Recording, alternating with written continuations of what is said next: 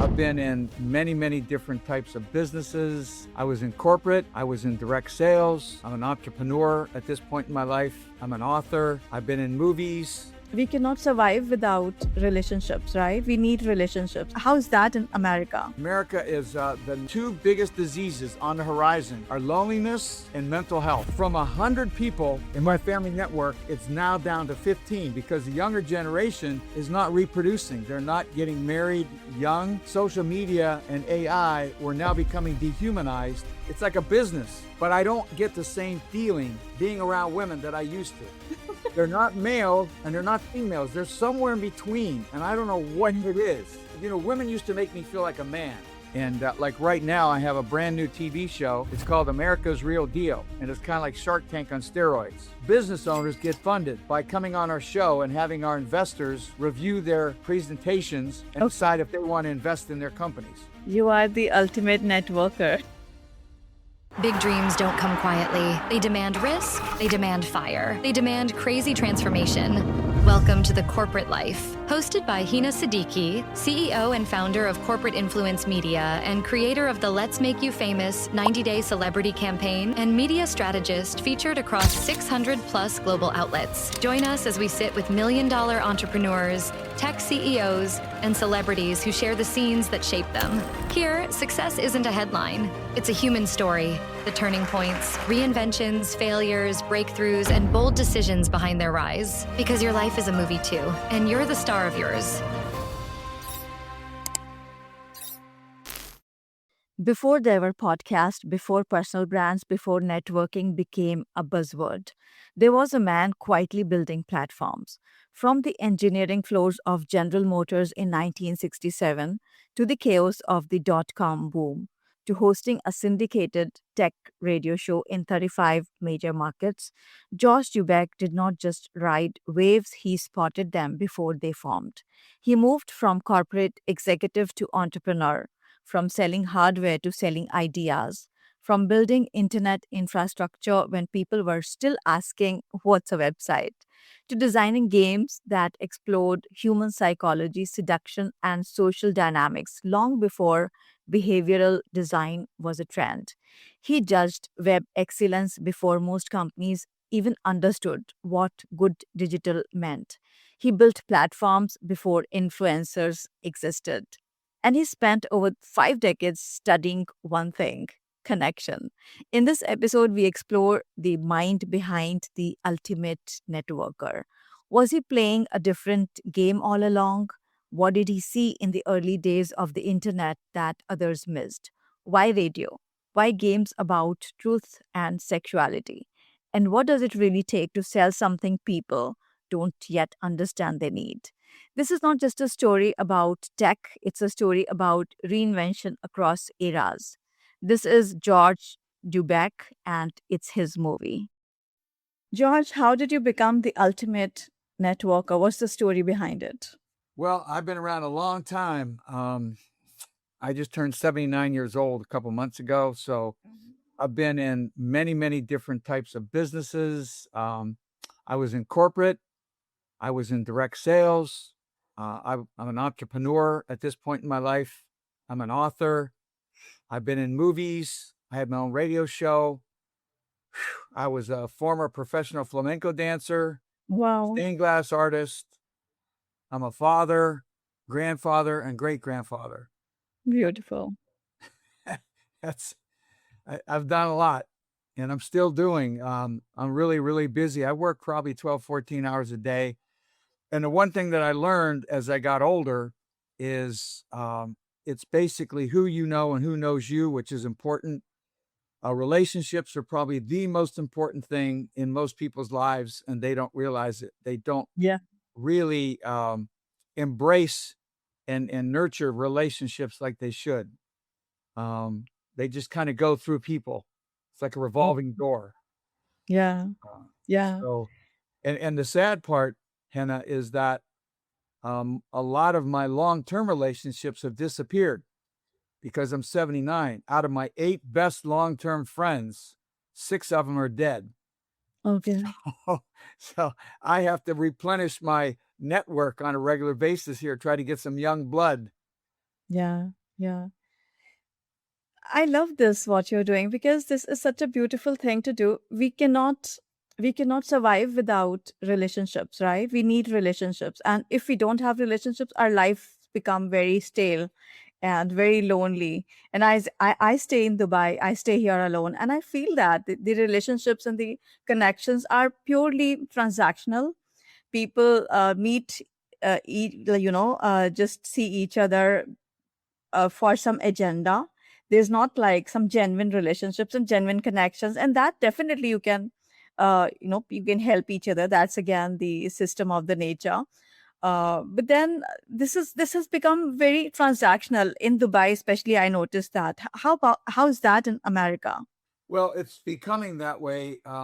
Again, I've been around a long time. And just to share a story, when I was in my 20s and I lived in small town Ohio, in the summertime, we would have a family picnic. They call it a pig roast or a lamb roast at one of the relatives' farms. And we'd have 100 people would come on a Sunday, aunts, uncles, cousins, nephews, nieces. Last year, I went back to Ohio, my hometown, for 4th of July, and we conjured up as many family members as we could. It was 15 people. So from 100 people in my family network, it's now down to 15 because the younger generation is not reproducing. They're not getting married young. They're waiting longer if they do get married. And a lot of them are just having one child or no child. Yeah. And now they're replacing children with dogs and cats. Yeah, that's interesting. America is the number or the two biggest diseases on the horizon are loneliness and mental health. Mhm. We're in this country, I'll be honest with you, we're having a breakdown in mental health. People are really frazzled. And of course, with the cell phones and social media and AI, we're now becoming dehumanized. And like you Yeah. said, it's becoming transactional. Everybody to me at this point in life is a unit. I don't look at them as a man or a woman or whatever. Everybody's like just some kind of a unit, or it's like, and it's they come and go. And of Yeah. course, the new phenomena over here, it started slowly, maybe 10, 15 years ago, but it's called ghosting. You familiar with Yeah. ghosting? Yeah. People you meet out, they act like they absolutely love you, your product and service. They shake your hand, they're laughing and joking. You get their contact information. You call them up the next day or the day after, no return calls, no response. They're just Yeah. totally This gone. is a They new just term relatively. This yeah, is they just relative they this is act like relatively a new term, right? Yeah. it's in the moment, like the moment. Oh, you're a great guy, and that's it. Yeah, yeah. You're very right. I can notice that too. Like I just see that around every time. Uh, do you think that you were playing a different game because you were actually doing a lot of things in different stages of your life? You were, as you said, that you were into corporate, then you were in movies, you made some games, and a lot of this kind of stuff. So, did you play? Were you playing a different game? Do you think that phase? Well, yeah, I mean, everything is slowly revolving into this new world. I don't know exactly how to explain it, but back in the day, I'll be honest with you. I mean, in the 50s and 60s and 70s, I think life was better than ever. It was wonderful. We had technology, but just enough. It was just enough to, assist you in living. Yeah. But then after that, it started getting into 80s, 90s. Then it became overbearing. And I firmly believe that our brains are not catching up to technology. I think the human being is way behind the technology they're using, and they don't. They're confused and frustrated, and it's not helping anymore. It's hindering. Yeah, yeah. And you come from the phase where like you were working in the times where internet was very new, like most people did not even know what internet was. And you were building internet solutions when people were still asking what's a website. How difficult was that phase? Well, yeah, again, we went through all these crazy phases. Yeah. I started back in probably the mid 1990s. We had a company called WebStream, and we started hosting the few websites that were out there. We were actually hosting the websites on servers. And then we morphed into building websites as more and more people wanted websites. So we helped them build the websites and we hosted them. And then once they got the websites, then we morphed into basically search engines. Remember, the search engine was a big deal. Getting number one on Google was important. We didn't have social media. So people would go to Google and Yahoo and look up businesses and so forth. So then, of course, from the search engines, we went to social media. Yeah. Now And that's, which year was that? pardon me, Which year was that? probably somewhere in the mid 2000s. Okay. Kind of we're starting to shift. Hmm. We still go to search engines to look for things, but now it's more important to be exposed on social media on the different platforms Yeah. than really to be in the search engines. Yeah. And now today it's all about creating content. And one of the big expos I went to not long ago, a social media expert was on, and he said he tried all kind of different things to become successful in social media. And he said the one thing he found out that makes you the most successful is making the most noise. What he meant by that is it doesn't matter if you're good or bad, Yeah, yeah. good product or service. You just have to make noise and get people to look at me. Yeah. Here I am. Look at what I'm doing. I'm jumping off a bridge. I'm standing on my head. This is how the algorithms work, right? Social media says that the more you post, the more you are seen there, and they will just show you more. So perhaps that's the reason. And yes, I understand that today's generation, they understand that they think that social media is everything. If you are on social media, then I think that how many followers do you have, and all that counts for them. So this is actually crazy, but this is a crazy time of social media. Well, I don't know. Are you familiar with the Hawk Tuah girl? Yes. Okay. This young girl, actually, I hate to say this, but she is kind of a stupid young girl. She was working at a bar and somebody stuck a microphone in her face and she made that comment, which I won't divulge what the comment was, but it was a sexual connotation to it. And she did it in 5 seconds and she became famous. Yeah. She's got her own podcast. And I understand she was in a movie and it's like, so people work hard and they study things and they do research and they can't get that success, but somebody does something stupid and they become very successful. It's ridiculous. Yeah, maybe because a lot of people want to see those kind of things, and they are not very interested in the serious stuff. No, it's a weird world, and I feel like Hannah, I feel like an alien in this world. I'll be honest with you. I don't. It's not right. There's something wrong about it, and it's not going in a good direction. Now, one of the things that I love to study, and you may have learned about them or maybe done your own research, is the Amish culture. Are you familiar with the Amish culture? No, not really. What They is have that? no technology. Okay. Most of them live up in the Northeast in like Pennsylvania, Ohio, Indiana, but they wear the same clothes. The women wear these like blue and type blue dresses with aprons, and the men have beards and they wear these jeans and shirts, and that's it. They have no style. And the most fascinating thing about the Amish culture is they have no competition. They don't try to be bigger, faster, better, stronger, prettier. They don't care about six-pack abs. They don't care if they're wearing the hottest new outfit. And basically, they live close to nature. They're all farmers. So it's an interesting culture. Study them sometime. You'll find it fascinating. Sure, that's interesting. And I'm just wondering what the world would be like without social media. Well, it would be, I personally believe it'd be much better. We would interact with people. I agree with you. People spend a lot of time person more. interacting with people that they don't care about. Yes. So if you didn't have social media, you would have to spend more time calling up your friends or going to have lunch with them or spending time with people you really care about. Right, right. Otherwise, like if in the room, like a few people are sitting, they would just, I think majority of those would be busy with their phones, like just checking something on social media, and they are actually there, but then they are not present in the Right. true sense. Yeah. Well, it's affected me. I can't go to a stoplight in my car. Every time I go to a stop sign or stoplight, I pick up my phone and I'm doing something on my phone. I'm going, this is crazy. But I can't stop it.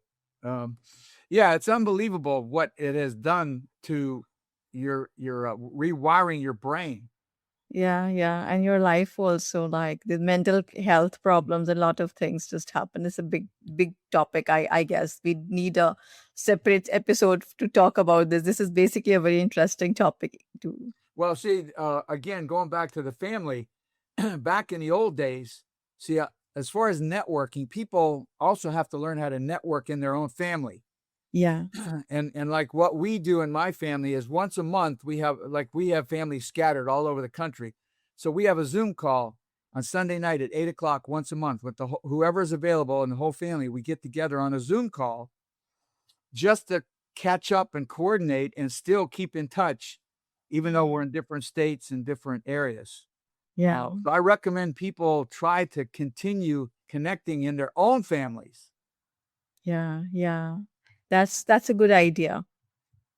Yeah, it's you got to just keep, even if it's to say hello, how are you? What are you doing? You're doing great. Okay, fine. I'll talk to you next month. I mean, Yeah. again, just keep in touch. Yeah. Yeah, this is very important. In fact, uh, a few months ago, maybe more than that, I actually started these kind of calls in my family, like extended family. And for a few calls, it went well. But then afterwards, people were not available. They were not interested. And, they were finding those calls even boring. So they have a lot to do. They would like to watch TV, or they would like to see their social media or stuff like this. People are actually not interested in connecting with people these days. This is what I see, if there's no agenda involved. Yeah, well, and also the other phenomena is that people think that they're going out with other people and spending time with them, but they go to concerts. Yeah, When you go to a concert with other people, you're not spending time with them. exactly. You're sitting in an audience listening to music. Or Yeah. if you go to a movie with other people, you're not interacting with them. Now, I remember when I was a kid, my mom and dad had 5 children, and their entertainment was on the weekend. They would get together, they'd pack us kids in the car, and they would go visit a relative or a friend, and they would sit in the kitchen and talk and have coffee and donuts or hors d'oeuvres or sandwiches. And of course, they would smoke. They would all sit there and smoke. And us kids would play in the other room. I mean, that was entertainment. You didn't have concerts to go to, um, even movies. People in those days, a movie was a treat. To go to a movie, it was like you would save up your money for a month to go to a movie, maybe. Yeah, and it was a celebration, like a Yeah. festival. It's and now what is it? $3,000 to go hear Taylor Swift? Like I heard the tickets at the Super Bowl are like $20,000 or something like that. It's like, what? That's crazy.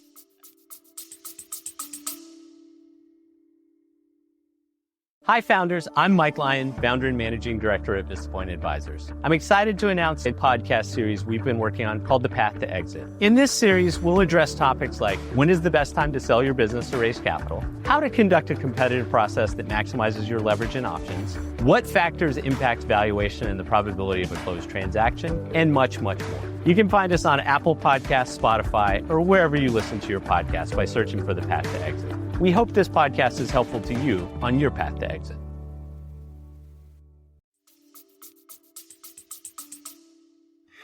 Yeah.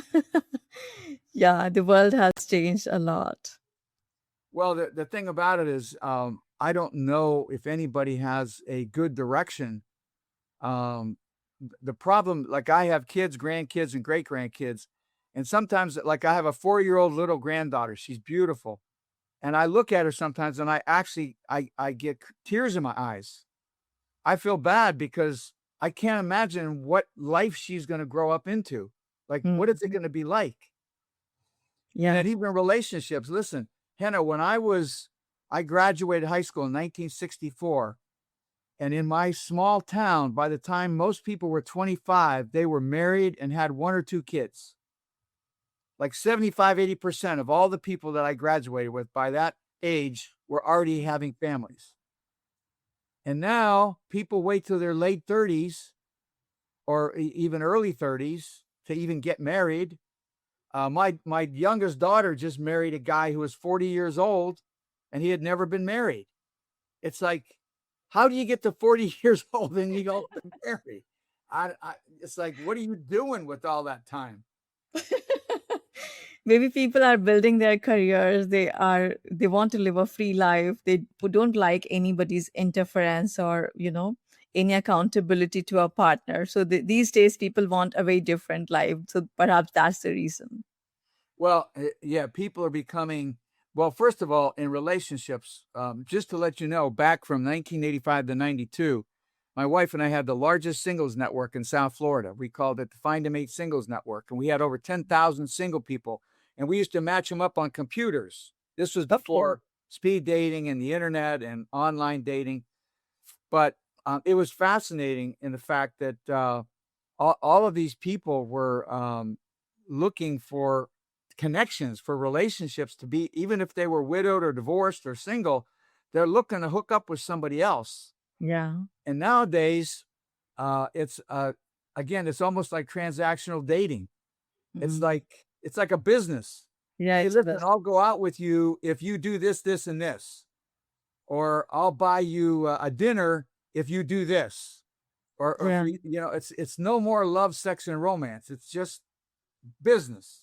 More of business, yes, yes. And the place I am in, like the city I am in, it's very normal. Like it's more of like transactional relationships.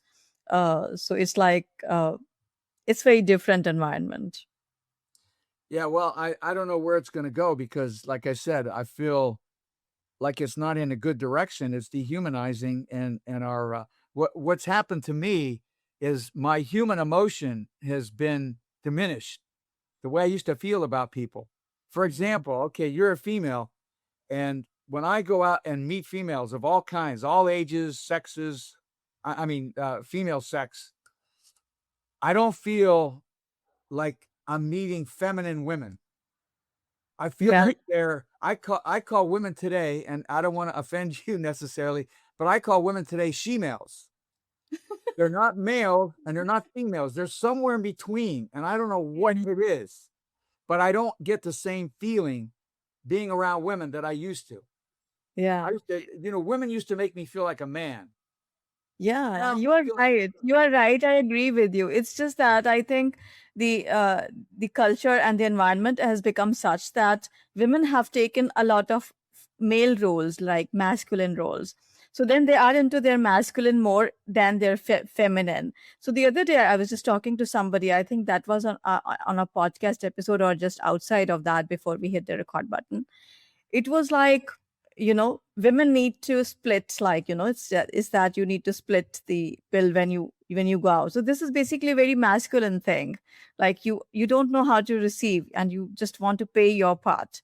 That okay, I mean, I cannot receive, which is a female quality to receive, right? For example, in these the places like Middle East and all that, so the people here, they're more masculine, and women are not, women are seen as feminine. So of course it comes with different things, like women don't perhaps see that kind of independence that the women see in West or something. But I think this has come from the West more, that the women have taken the masculine roles, that they want that gender equality, and in that whole quest the women have become the men.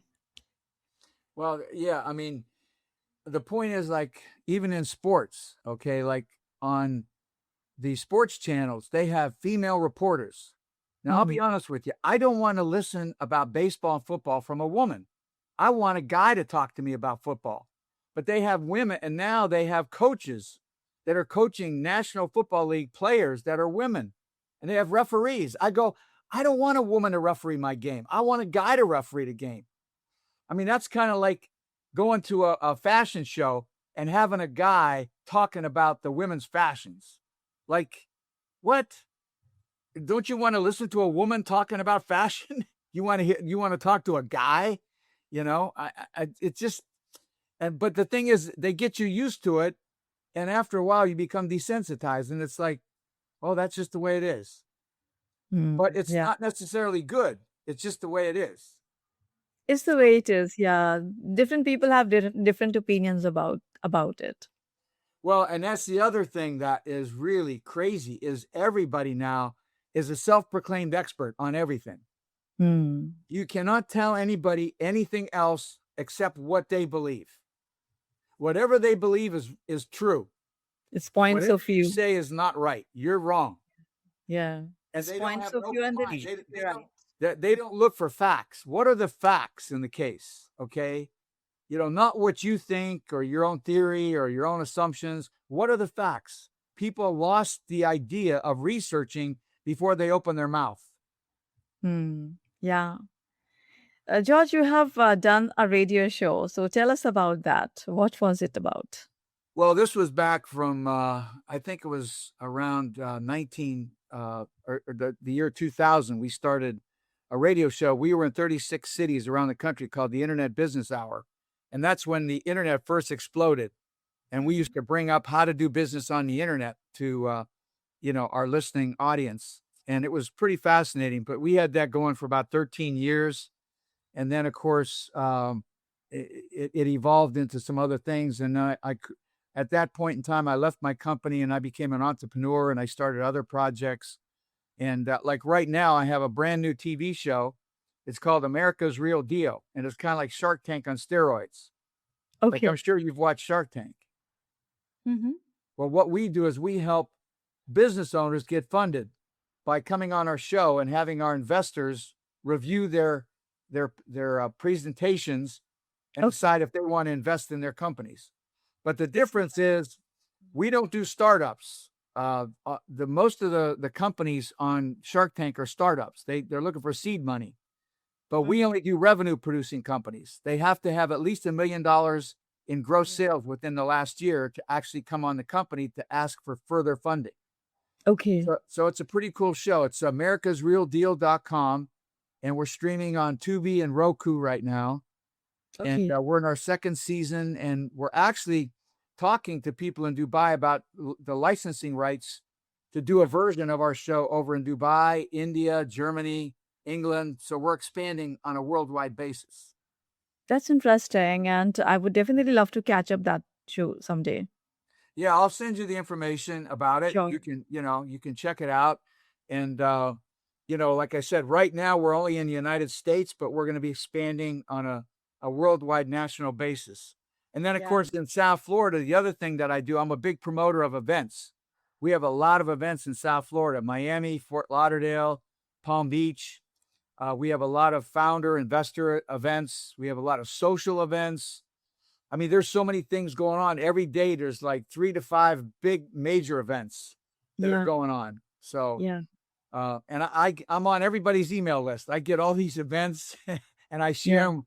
And I have a database of 25,000 people that I share the best information with. You are the ultimate networker. Yep. I found, again, that's important to keep expanding the people that you know and become a resource. And every day people call me up and they say, hey, do you know a good landscaper? Do you know a good lawyer? You know a good doctor? And I'm always recommending and referring people. Yeah. This is a beautiful skill. This is a very useful skill in these times where people don't know anybody. Well, actually, what I'll do is I'll send you PDF copies of my books. Okay. And you can enjoy reading and studying what my information is. But here's the funny thing is I wrote 6 books back in 2019. And in today's world, as soon as you write a book, it's already outdated. Within 6, like I looked at my own book and I'd say, I really need to rewrite this book. It's like, and the funny thing is, see, all the things that worked in the past aren't working today. Like, you ever read a book called How to Win Friends and Influence People by Dale Carnegie? Yeah, I love that book. Yes. That book doesn't work today. Yeah. There are lots of other books like that. The Amazon is like flooded with books. Oh, yeah. Well, again, the problem is that not everything is chaotic. In the old days, things were regimented and structured. Like, for example, there was another famous book in the 70s called Dress for Success. They would actually tell a man what kind of a collar you should have, like your cuff, what kind of cufflinks, where your tie should be, a belt. Yeah. Nowadays, people go to a business event in shorts and flip-flops. Yeah. People don't pay attention to any rules anymore. Yeah. People are just going like whatever is convenient to them and whatever they want to do that. This basically they call it authenticity. Like, you be very authentic and you don't follow rules. Well, actually, this started back in the 70s. There was a phrase, I remember back in those days, it started out by saying, do your own thing. And there was, you're against authority, you're against regimentation. So do whatever. And it just started back then. And then it's now just evolved into, we are doing our own. Into our movement.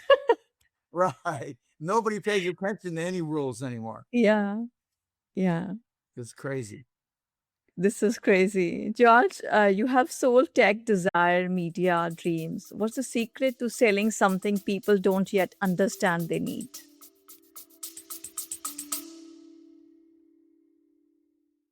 Is your podcast driving real results, or does it feel like a lot of effort with very little return? If you're a podcaster using your show to grow your business, then Podcasting Amplified is the podcast for you. You may have launched expecting listeners to flock in, but instead you're stuck on a handful of downloads while juggling recording, editing, promotion, and wondering what's missing. Well, Podcasting Amplified delivers no fluff episodes packed with real-world tips and strategies on positioning, recording, growth, and turning your podcast into something that actually supports your goals. So search Podcasting Amplified on your favourite podcast app today and start building a podcast that gets results. Well, again, it's just repetition and noise. You can sell sunshine in a can if you advertise and make enough noise. For example, I don't know if you heard about the work of art in New York. It was called Invisible Art. It sold for $1 million. Okay. And there was a box sitting on a stand. And when you picked up the box, there was nothing there. And they sold that for $1 million. Okay. Like, what? I mean, it's absolutely crazy. I mean, think about Bitcoin. Yeah. Just think of the value of Bitcoin. It goes from $100,000 down to $40,000, then to $70,000. I mean, what? I don't understand anymore. I mean, nothing makes sense. In fact, the whole stock market is driven on emotion now. It's not about price to earnings ratio. Yeah. In the old days, you had to actually have a successful business, and you had what are called blue chip stocks that would over time would earn and get increase in value. Nowadays, you just read some newspaper article about somebody that's a CEO of a company, and all of a sudden everybody's buying their stock. It's and then back in I think it was 2008, or no, not before then. It was around early 2000s.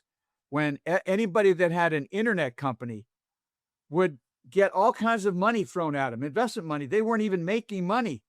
Like Facebook for years didn't make a penny, and people were investing in it. Nowadays, it's switched and AI is getting all the money. All these companies that are doing AI platforms, they're really not making money, but they're getting a lot of investment dollars.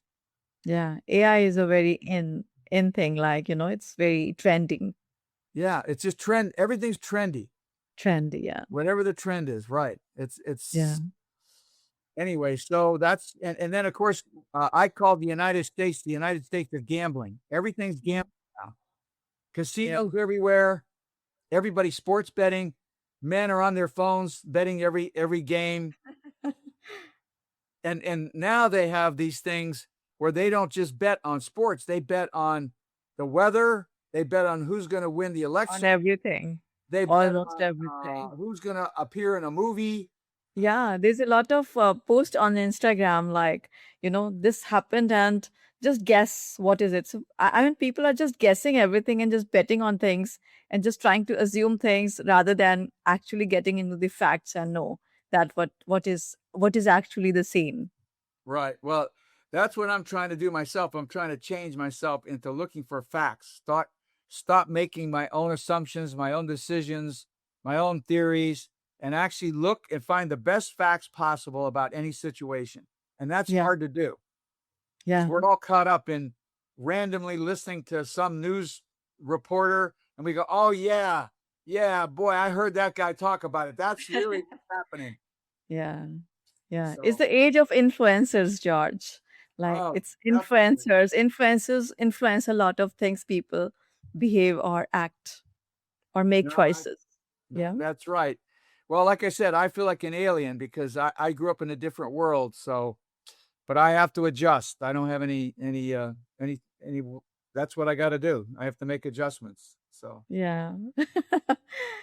So I have this question. I'm just curious to ask this question. You have created the games, like, it was the name of the game was, can you please remind me what is the name of the games you have created? well, I created a couple of games. One is Yeah. called a Reality Probe, and the other one's called Sexuality Probe. And what these Yeah. games are set up for is to learn about other people. They're social interaction games.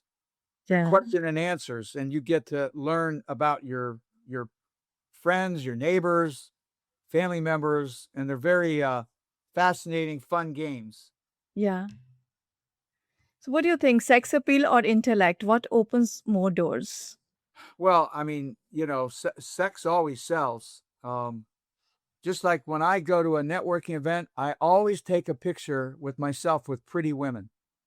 And when I post it on the internet, my views go way up. Yeah. I learned that trick. If I just post up pictures of me and guys that I'm doing business with, Yeah. but if I bring a couple of pretty girls in there, man, it is so yeah, it's what's that one website where women are making a fortune? OnlyFans? I have no clue. Are you I'm familiar not with aware that of one? that. I'm not It's aware where of women of all ages, they that. basically get an account and they post up pictures. Mm-hmm.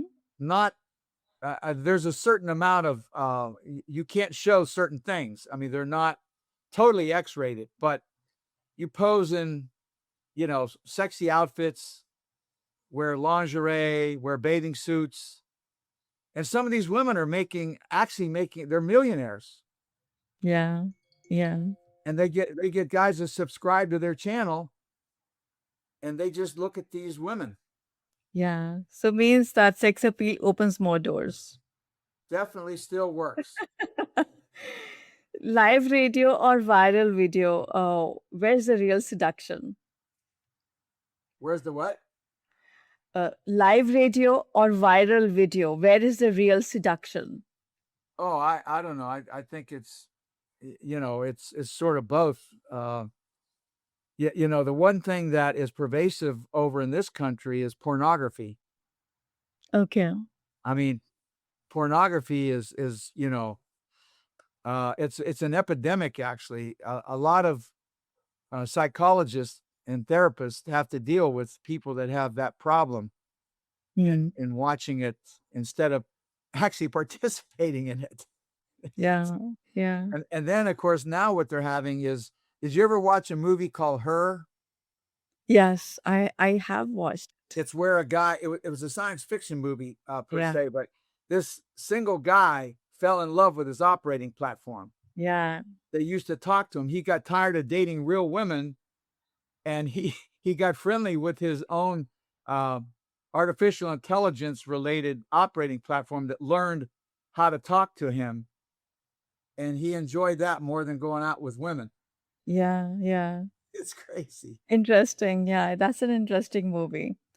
George, I would like to play a game with you now. Like, this is this or that. And I would love to play this game with every guest on this show. And here I will give you two options. You just need to pick one based on your instinct. No, you don't need to think over it.